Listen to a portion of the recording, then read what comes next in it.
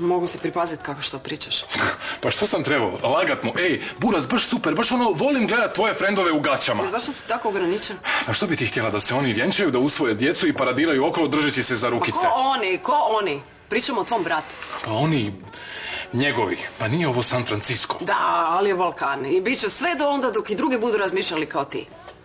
Kako ja to razmišljam? Primitivno. Super. Ti sad hoćeš reći da sam ja tamo neki glupi, primitivni Balkanac. Ja ne razumijem što tebi smeta. Sve je okej, dečko. Oni se vole. Ej, neka se vole negdje drugdje. Pomogao nam je. Primio nas je u stan. Da sam samo znao da ću morat gledat svog brata kako se tamo s nekim frajerom, a ne bi ni dolazio ovdje. Dobro, a koji je tvoj prijedlog? Da idemo u hotel? Pakiraj se. Ne idem ja nikud. E pa ja idem, a ti ako hoćeš ti ostani ovdje i budim kuma u svatovima. Dobro, daj pokaži malo razumijevanja. A tko će razumjeti nas normalne?